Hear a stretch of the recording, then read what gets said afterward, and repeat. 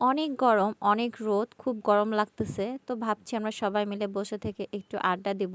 এই সময়ে আমার চাচি এই বাতাবি লেবুটা নিয়ে এসে দিয়ে বলছে এটা মাখিয়ে সবাইকে খেতে। যেহেতু অনেক কম জিনিস একটাই দিয়েছে সবাইকে খেতে, তাই আমার ভাবি এই বাতাবি লেবুটা বসে বসে ছিলছে, গল্প করছে আর এগুলো মাখার আয়োজন চলছে।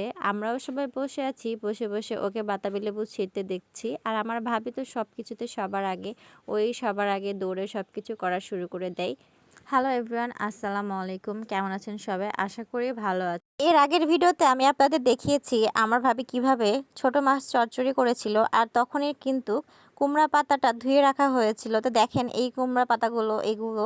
তো আমার ভিডিওটা যদি ভালো লাগে অবশ্যই কমেন্টস করে জানাবেন, একটা লাইক দিয়ে ভিডিওটা দেখা শুরু করবেন। আর আপনি যদি আমার চ্যানেলে নতুন হয়ে থাকেন তাহলে প্লিজ একটা সাবস্ক্রাইব করবেন। আপনাদের একটা সাবস্ক্রাইব আমার জন্য অনেক মূল্যবান, অনেক উপকার হয়ে আসবে।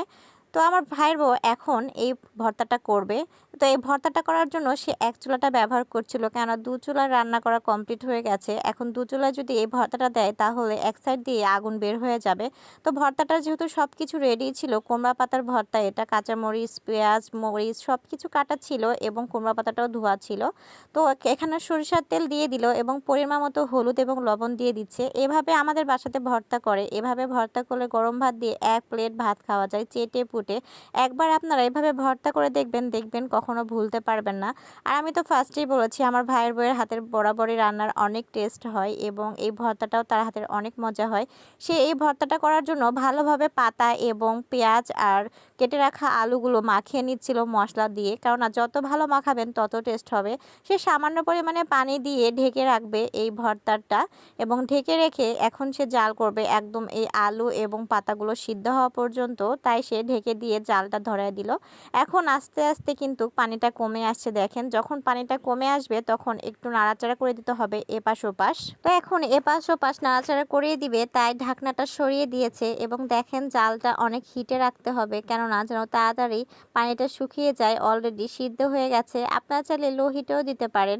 আর চুলার রান্না তো অনেক টেস্টি হয়, খুব ভালো করে জানেন। তো নাড়াচাড়া করে দেওয়া হয়ে গেছে। এরপর আবার কিছুক্ষণ ঢেকে রেখেছিল এবং ঢেকে রাখার পরে দেখে একদমই পানিটা শুকিয়ে গেছে। এখন এটা ঘুটনা দিয়ে ঘুটবে, মানে না আপনারা বুঝবেন না, এটা বাঁশ দিয়ে এই ঘুটনাটা তৈরি করা হয়। আপনাদের দিকে এটা ব্যবহার করে কিনা জানি না। তো এরপরে আমার মা কিছু একটু সরিষার তেল দিয়ে দিল। সরিষার তেল দিয়ে এখন নাড়াচাড়া করে নিচ্ছে ভালো। এরপরে ঘটনাটা দিয়ে ঘোটা শুরু করলো। আর হ্যাঁ, এর মাঝে আমার ভাইয়ের বউ কিন্তু চলে গেছে এখান থেকে উঠে। এখন আমার আম্মুই ঘুরছে, কেননা আমার ভাইয়ের ছেলেটা খুব কান্নাকাটি এবং জেদ করছে। আস্তে আস্তে এই ভর্তাটা হয়েই আসতেছে। আপনারা এভাবে ভর্তা করে বানিয়ে খেয়ে অবশ্যই আমাকে কমেন্টস করে জানাবেন। তো আমার ভিডিওটা কেমন লাগলো অবশ্যই জানাবেন। তো আজকের ভিডিও এই পর্যন্তই। আমার ভর্তাটা আস্তে আস্তে রেডি হয়ে যাচ্ছে। দেখেন কতটা লোভনীয় হচ্ছে, আর দেখেই মনে হচ্ছে কতটা টেস্টি হবে। আমার ইচ্ছে হচ্ছে এখনই ভাত খাই, কেননা এই ভর্তাটা অনেক দিন পাইনি। শহরে থাকি তো সেখানে পাওয়া যায় না।